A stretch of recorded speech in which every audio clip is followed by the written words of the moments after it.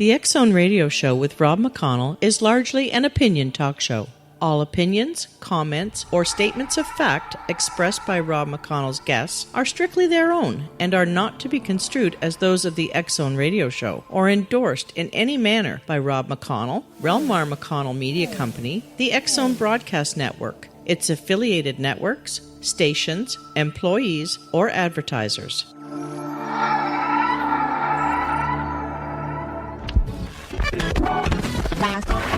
All Hit Radio.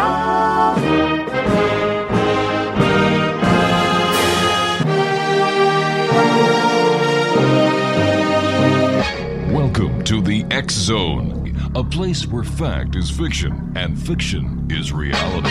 Now, here's your host, Rob McConnell. Welcome back to the X Zone, everyone. My name is Rob McConnell. We're coming to you live and around the world from our studios in Hamilton, Ontario, Canada, on the Talkstar Radio Network.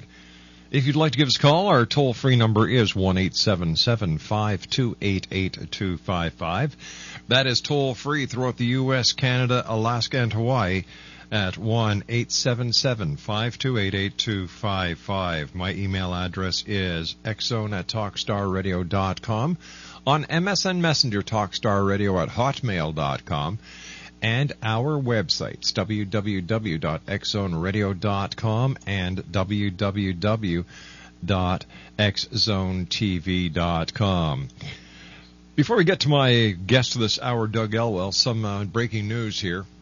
Michael Jackson's doctor gave him anesthetic before he died, reports say. Officials believe the propofol caused Michael's heart to stop. Now, this is according to NME News.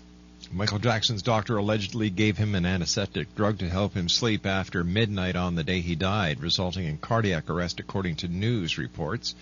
Dr. Conrad Murray apparently injected propofol to Jackson regularly, according to law enforcement officials, despite the fact that the drug is intended only for medical anesthetic use and not as a sleeping aid. The official spoke to the Associated Press anonymously and said that the drug caused the cardiac arrest. Murray is named in the manslaughter investigation and has had his office and Texan storage unit searched by police officials. Police say he is not a suspect. Now, that line there just drove me over the wall when I read that during the news break. Because here you've got the doctor that injected what killed Jackson. You've got this drug that was inappropriately used by the doctor to Jackson. And police say that he is not a suspect. I just had to share that with you, X Zone Nation. I find it totally ridiculous. Oh, only in America. My guest this hour, X Zone Nation, is Doug Elwell, and he is the gentleman behind Mysterious World. And Mysterious World is a quarterly online travel guide to exotic travel destinations around the world that focuses on providing you, the traveler, all the information you need to truly appreciate what these travel destinations have to offer.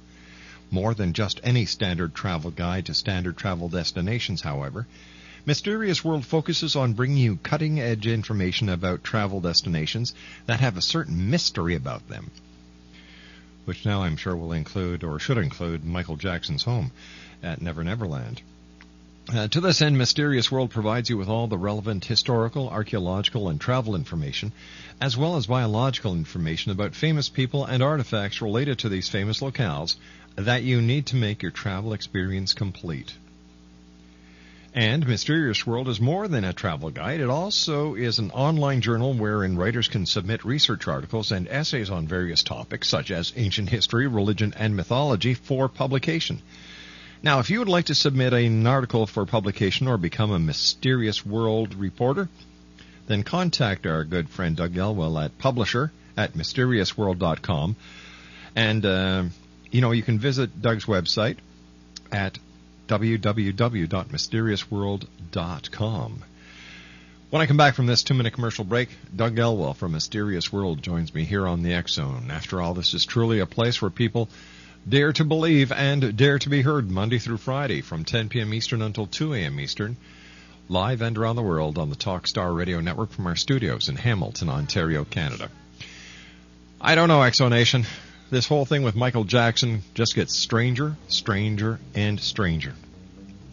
I'll be back on the other side of this commercial break. Don't go away.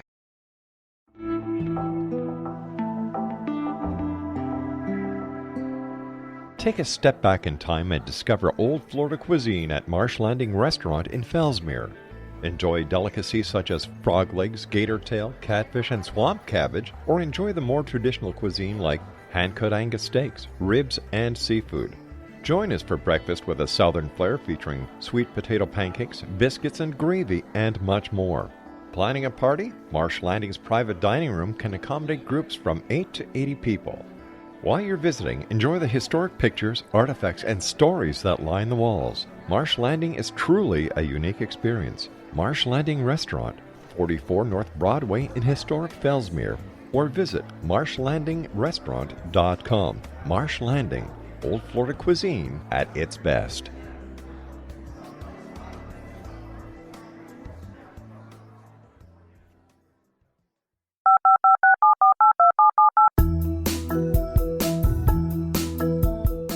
Did you know that when you're on the road with limited data or Wi-Fi, you can still listen to the X-Zone Radio Show with Rob McConnell, The Science of Magic with Gwilda Wiyaka, X-1, Dimension X, Space Patrol, and every minute of the X-Zone broadcast network by calling 213-401-0080, courtesy of Audio Now.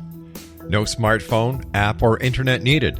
It saves your data plan, and it's free if you have unlimited minutes. Call 213-401-0080 to listen on any phone, anytime, anywhere. Remember 213-401-0080 for the best of the paranormal, parapsychology, and sci-fi radio programming anywhere, 24/7, 365.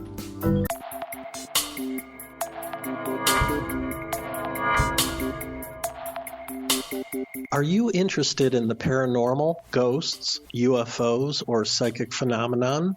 Join me, Tim Bartley, co-host of Talking to Spirits with Lightworkers Tim and Justina, coming mid-January 2017 to the XZBN. We will channel spirits live and talk to them, revealing all kinds of amazing information. Spiritual attachments will be found and removed on the show, and so much more. To find out when you can listen to Talking to Spirits with Lightworkers Tim and Justina, visit www.xzbn.net for listeners on both sides of the veil.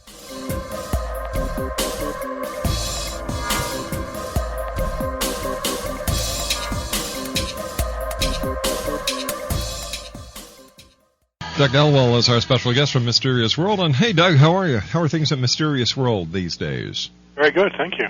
What are you people working on that is strange and mysterious? We're trying to do, since last year we started with the spring issue, after a number of personal difficulties with it, I had to move. I picked up a new job. Actually, it's mostly good and bad.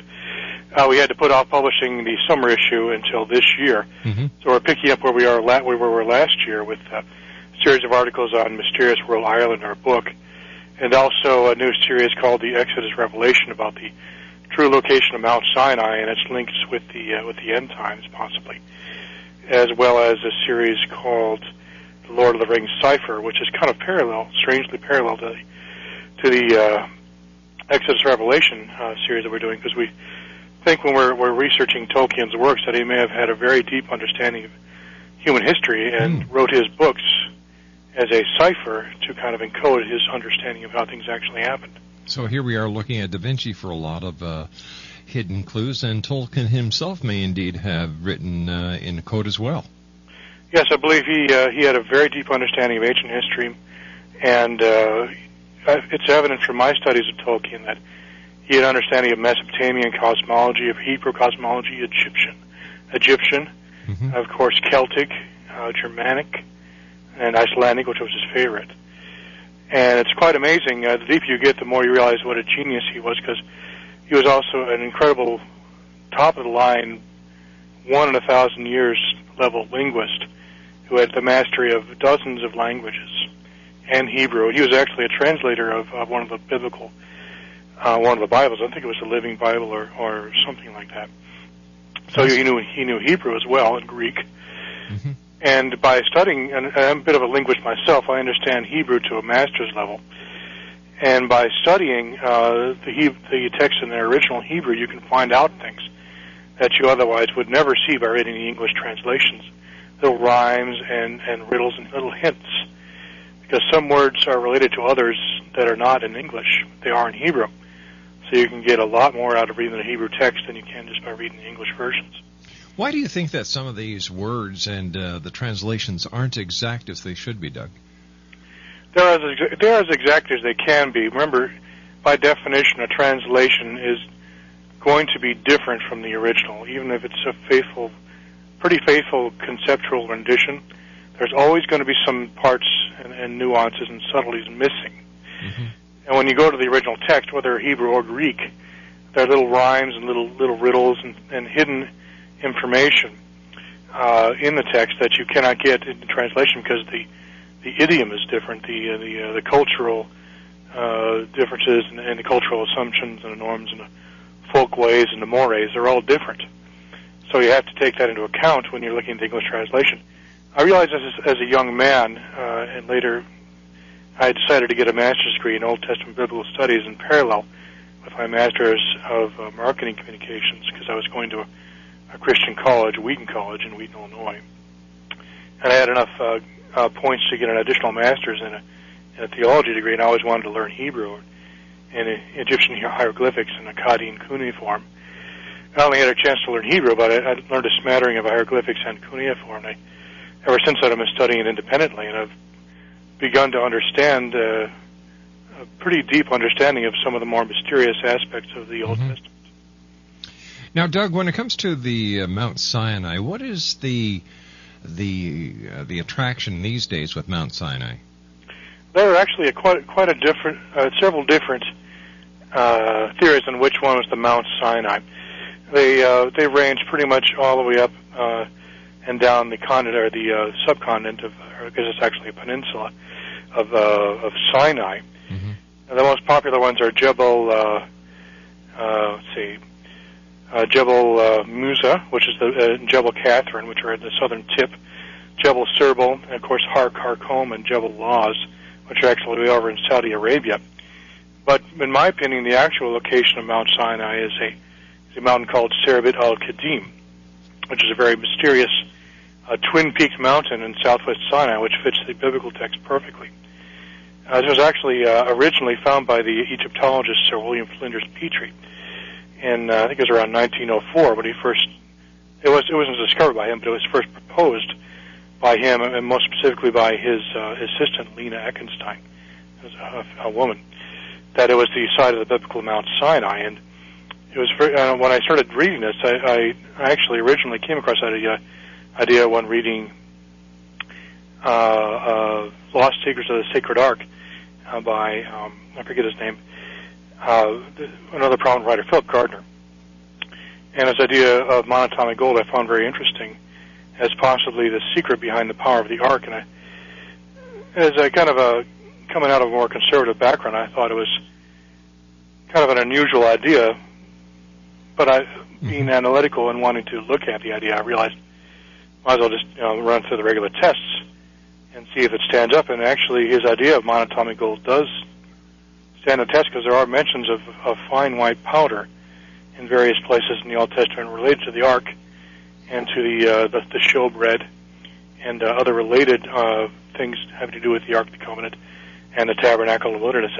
And that led me to a very interesting journey throughout the Old Testament where I uncovered a great deal of very interesting information having to do with the monatomic gold and the Ark of the Covenant, specifically the center of the Ark of the Covenant, which I believe was actually built around a much older artifact, which I'm calling was known in the Old Testament by several different names. But it was originally an artifact that was left by God in the Garden of Eden as a means of communication with Adam and Eve, and they would use this to communicate with God when he was away. and it took several forms over.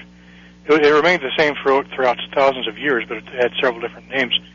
The Egyptians called it the Eye of Re, but the Hebrews called it simply the. They didn't actually have a name for it. They called it the Lavat Eish, which means literally means the milk fire, which is kind of a strange name for it. That's how it's described. The burning bush in the Mount Sinai when Moses discovered the burning bush is actually called the Lavat Eish, which literally means the milk fire. It was in the midst of senna, which means thorns. Now, senna is not the thorn. Is not the word for thorn bush. It's actually a different word. It literally means thorns. And a description of a milk or some kind of white object that is also red in between thorns is actually a very good description of the Eye of Re in Egyptian mythology. So my theory is that he actually found the same device that the Egyptians called the Eye of Re. It's a very old piece of technology which God had been using since the beginning to communicate with mankind. And he gave this. It had been held on Mount Sinai for a very long time until he finally gave it to Moses, and they turned that into the Ark of the Covenant, basically making this device a portable device. It's a bit of a stretch to talk about it, as a talking point.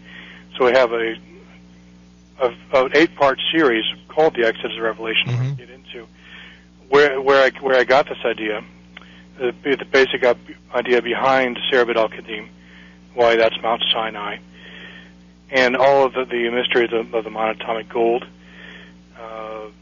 and related, and Hathor, because the Hathor is a goddess closely associated with the Eye of Re in Egyptian mythology. And there's a temple of Hathor right by Cerebit al-Qadim. And Cerebit was actually is a very well-known mountain in ancient times because it was the site of a huge turquoise mine. It was also a major temple to Hathor, who was one of the most ancient goddesses of Egyptian mythology, and she, of course, had this Eye of Re, which she wore on her head, and which she was closely associated with it. And it was said in Egyptian mythology, when she became angry, the Eye of Re would shoot out fire and destroy her enemies. But it could also be used to heal or to communicate, because it was, after all, an eye, and she could use it to see long distances and communicate. And what I thought particularly interesting about that is many of the same things that the Ark of the Covenant could do. It would shoot out fire to destroy God's enemies. It could also. It's not specifically mentioned in the Bible that it could be used to heal, mm-hmm. but it could be used primarily to communicate, because the main purpose of the Ark of the Covenant was as a communications device between God and the priesthood.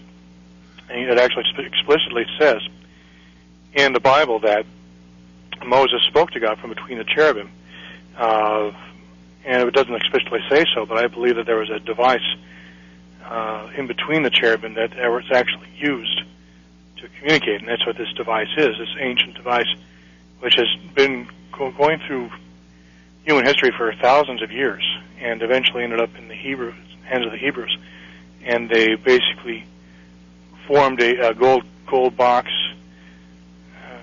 They created a gold box in which to support it, and be able to transport it, because it was basically designed to be stationary and stay at its location.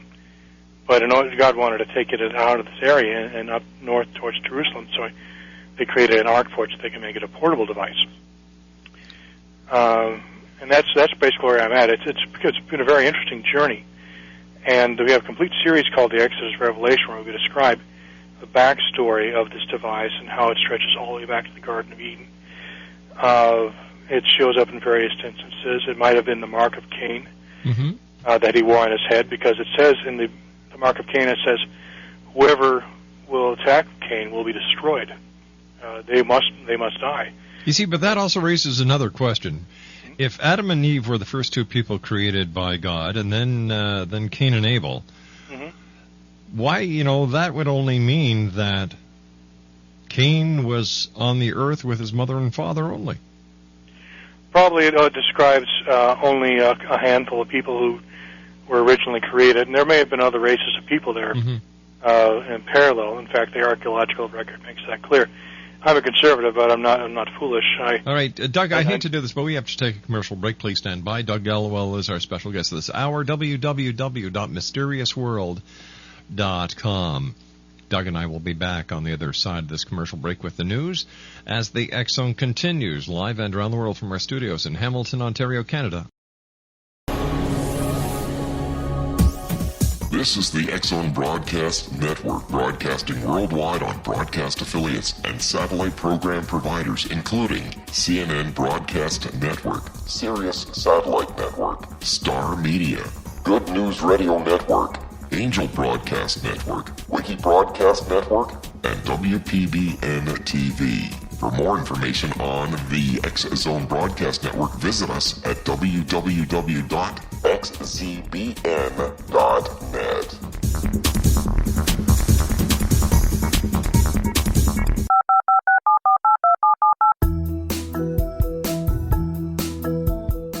Did you know that when you're on the road with limited data or Wi-Fi, you can still listen to the X Zone Radio Show with Rob McConnell, The Science of Magic with Gwilda Wiyaka, X-1, Dimension X, Space Patrol, and every minute of the X Zone Broadcast Network by calling 213-401-0080, courtesy of Audio Now.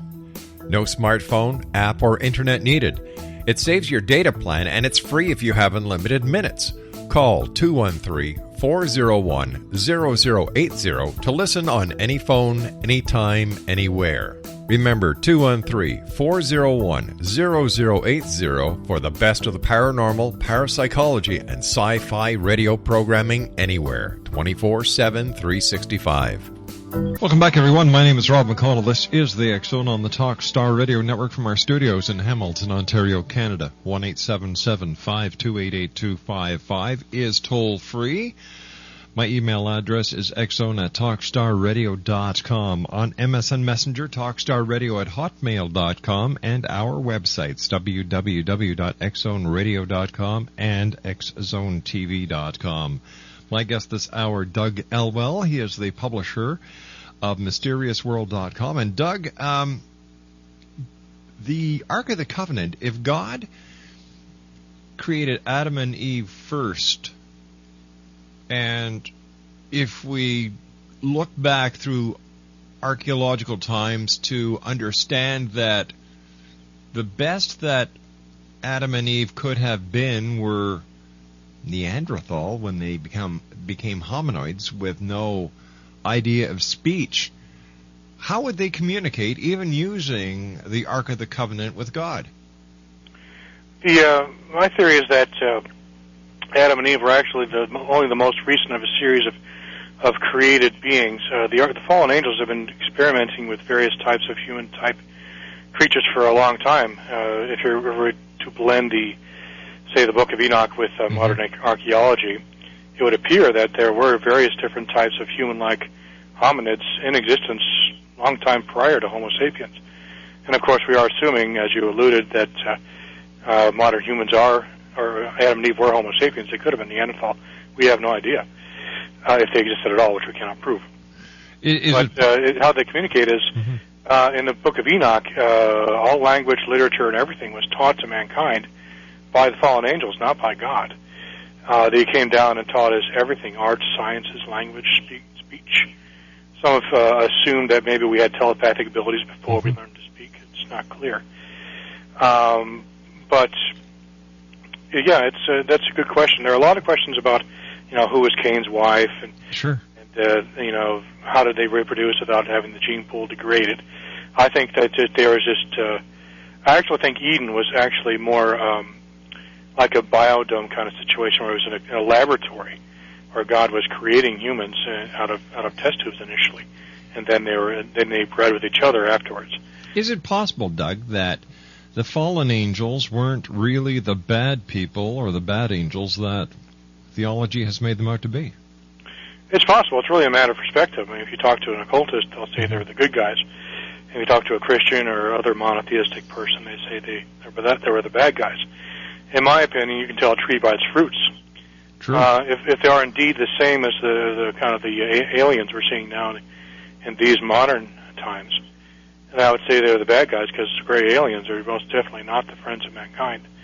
Even someone who has a basic understanding of the alien agenda, it makes clear that humans are just cannon fodder to them. They don't care about us, and they use us and throw us away at their pleasure. So if they are the fallen angels, I want nothing to do with them. You know, the Ark of the Covenant opens up a can of worms when we're talking about a communication device with God. This would then ask the question, well, where is God that he actually needs a communication device, and how does it work?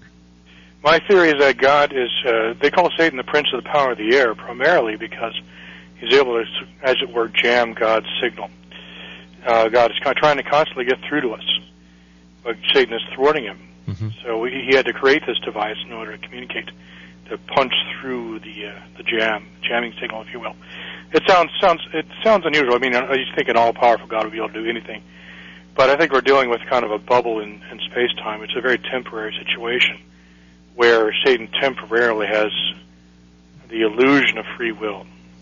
And we can get back into some pretty deep thoughts here, but basically it's a battle that's temporary that's going on, and Satan has created a bubble of protective bubble for himself that temporarily protects him and keeps us separate from God, but God will punch through it.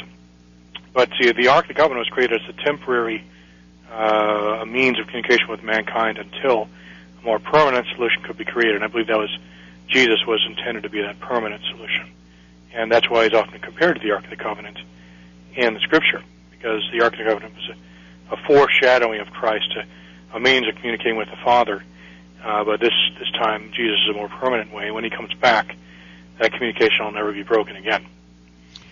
Doug, you and I were talking about Mount Sinai before, and are people showing a greater interest in the Holy Land these days? It's been diminishing, I would say, a little bit because of the terrorist threat.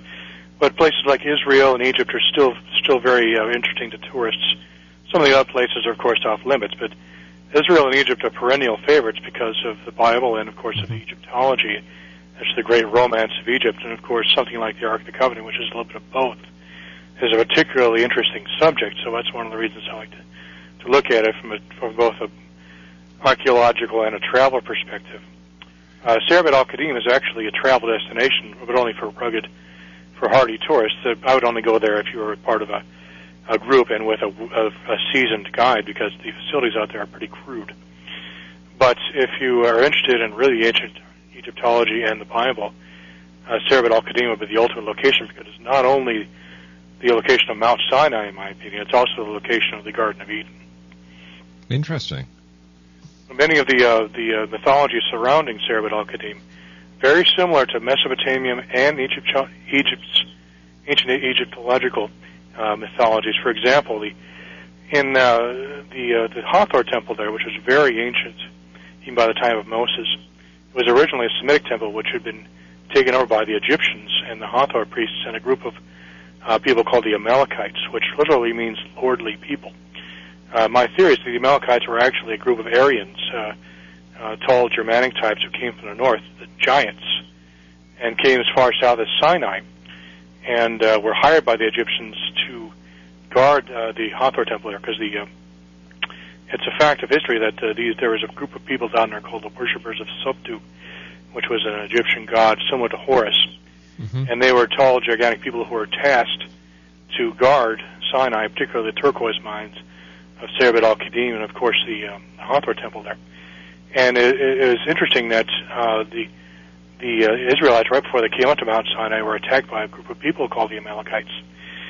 And my theory is that these people were basically ancient Nazis who were guarding this temple and had taken it over from a previous group of Semites, probably the Ishmaelites, led by Moses' father-in-law, Reuel, I think his name was. And so basically the Israelites were retaking back this ancient Semitic temple, which was also a location of the Garden of Eden, and possibly also the burial place of the fallen angel Azazel. I have a theory about that as well. But that's a little deep here for now, but I just wanted to drop that just out of curiosity for your So, education. Doug, is it possible then, or am I understanding right, that the the Nazi reign may go back well into biblical times?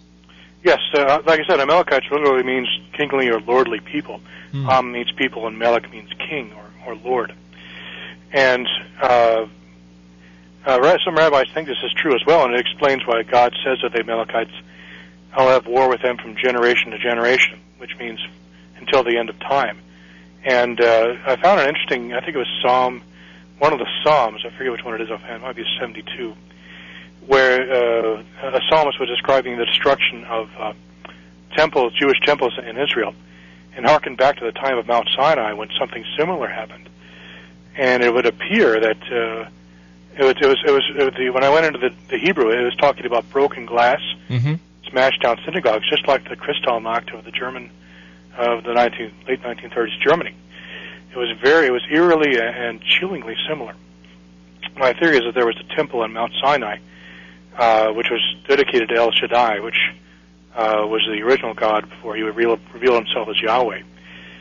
And that temple was destroyed by the Amalekites, just like the Germans would do to the synagogues in 1939. And, of course, in ancient Israel, I think it was probably around 600 or 700 BC. So there's a repeating pattern between the war between the Israelites and the Amalekites, which is constantly repeated throughout history. And we cover that, we'll be covering that in our summer edition of the Exodus Revelation. Very interesting and rather chilling revelation about an ancient war between a Germanic tribe and the Israelites. 1-877-528-8255 is toll-free throughout the U.S., Canada, Alaska, and Hawaii. My name is Rob McConnell, and this is the X-Zone on the Talkstar Radio Network. Doug Elwell is our special guest, and he is the publisher of Mysterious World. The website is www.mysteriousworld.com. As you were taking your various courses and studies in theology and the ancient biblical text in the Old Testament, what were you learning? What do you feel you were learning? Were you on a mission? I don't know. I always felt like I was meant to be there. When I was studying Hebrew, I never felt as complete before or since, as complete a man as when I was studying Hebrew. I particularly remember one winter morning when there was a heavy dusting of snow on the outside window.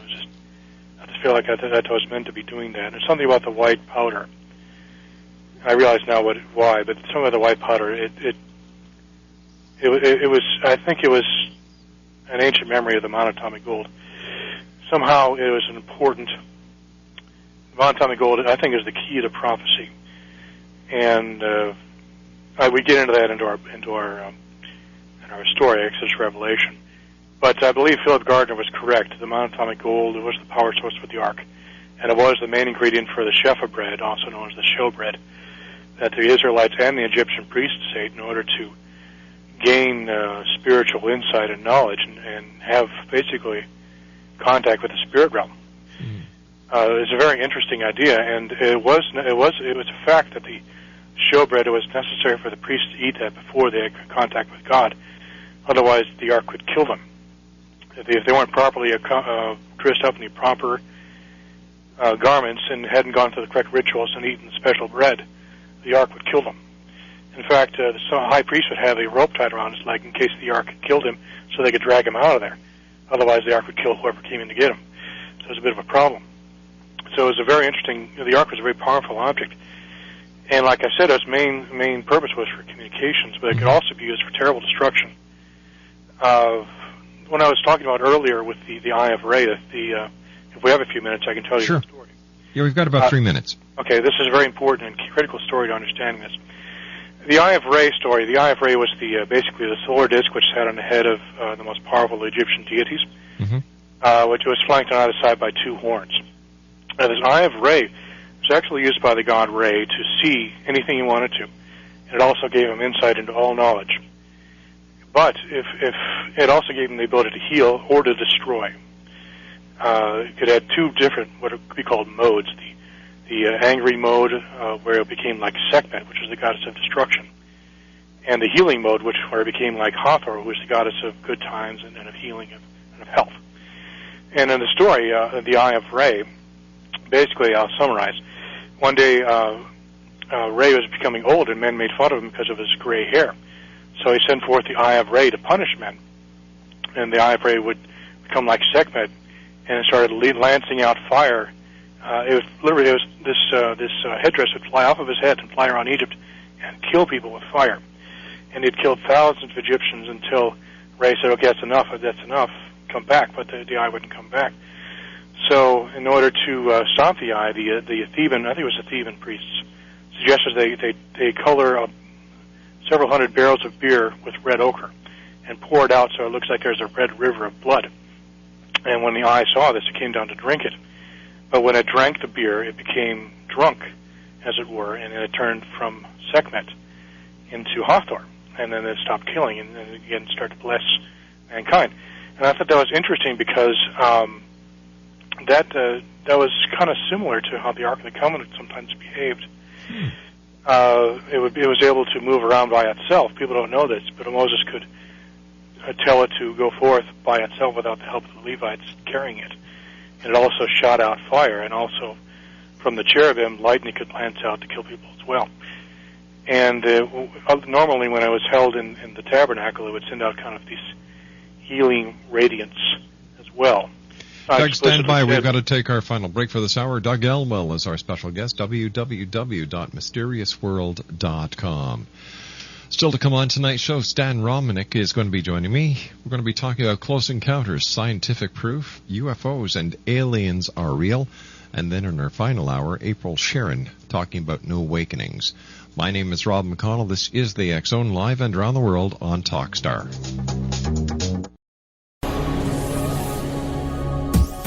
This is the X-Zone Broadcast Network, broadcasting worldwide on broadcast affiliates and satellite program providers, including CNN Broadcast Network, Sirius Satellite Network, Star Media, Good News Radio Network, Angel Broadcast Network, Wiki Broadcast Network, and WPBN TV. For more information on the X-Zone Broadcast Network, visit us at www.xzbn.net.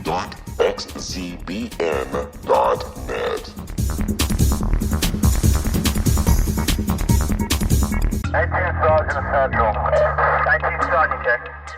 Officers on the scene. Hi, I'm Larry Lawson, host of Paranormal Stakeout.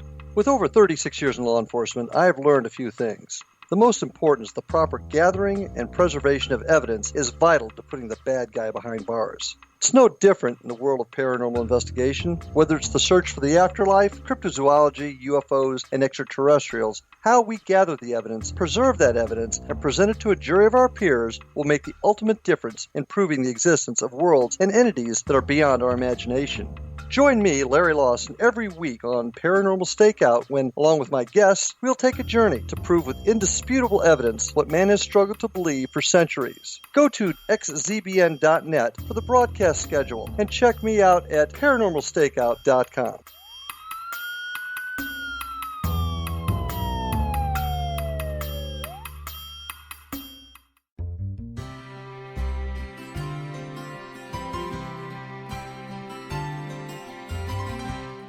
True healing must address 4 levels: physical, emotional, mental, and spiritual, for us to live joyful and productive lives. We tend to treat 3 of the 4, leaving the spiritual languishing. If you're tired of the same dysfunctional patterns cropping up in your life, Soul Balancing is for you. Trixie Phelps, owner and founder of Soul Balancing, is a naturally gifted energy healer trained in numerous esoteric forms, including shamanism. Trixie has created a powerful modality that safely and effectively clears your energetic field. A soul balancing session can remove interference, heal trauma, and restore your hope. Contact Trixie for a life-changing long-distance session today, www.soulbalancing.world.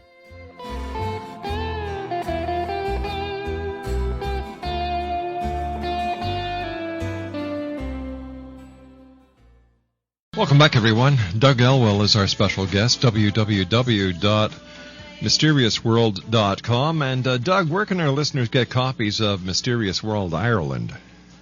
You can go to Amazon.com, BarnesandNoble.com, Borders.com, pretty much anything online. You can order through your bookstore. Just ask for Mysterious World Ireland, or make sure to type in the entire title if you're searching for it at Amazon or whatever. You could view the website for Mysterious World Island at ireland.mysteriousworld.com, or you can view our regular website where you can learn about the Exodus Revelation and lots of other fun stuff at www.mysteriousworld.com. Doug, it's so interesting talking to you. Not only are you a publisher, but you've taken so many courses. You're very, very well versed in the Bible and the ancient text. And one of our listeners has asked me to ask you for your interpretation, or what do you believe the angels of old are? The angels are basically spirit beings, as far as I know, who live at a higher level of reality, a higher dimension, possibly a completely different way of form of existence. They occasionally come down into our world in order to interact with mankind, but I think there's kind of a prime directive similar to that of Star Trek, as in do not interfere, because we as humans have our own destinies to work through, and which will determine our eternal destinies. And if we make the wrong decisions down here, it will have eternal consequences. I won't preach the gospel on your show, but as a Christian, I believe there's only one way, through Jesus. Yeah. One of our other listeners would like me to ask you if you believe that we are in the end times as talked about in the book of Revelations. I absolutely do think that. I think we're in the final phase of immediate pre-tribulational period. I cannot prove it. There have been many people who have said that and have been wrong. So I've given up on date setting or even trying to think about it. I try to remain positive and try to be a beneficial force while I'm on Earth, and try to bring enlightenment to mankind, to be a good witness to my family and to my God. But I do believe that. I think it take a positive aspect to it. I don't think of it in terms of it's something bad. I think of it as a moment of pain before 1,000 years of peace and justice. That's what I think we should be looking towards and be focusing our hopes on. A situation where we can trust our leadership, and mankind will once again love one another and make war no more. Doug, it's always great having you on the show. Thanks very much for joining your time with us, and I look forward to the next time when you join us back here in the X Zone. So until then, take care, my friend. You too. Doug Elwell, www.mysteriousworld.com. That's www.mysteriousworld.com. Now, in the next hour, we are going to be joined by Stan Romanek. We're going to be talking about close encounters, scientific proof, UFOs and aliens are real. Are you a believer or a skeptic? Give me a call at 1-877-528-8255 if you have any questions for our next guest, Stan Romanek. And in the final hour of tonight's show, April Sheeran is going to be talking about New Awakenings. This is the X Zone on the Talkstar Radio Network, a place where people dare to believe and dare to be heard, Monday through Friday from 10 p.m. Eastern until 2 a.m. Eastern, and then the show is repeated in its entirety from 2 a.m. until 6 a.m.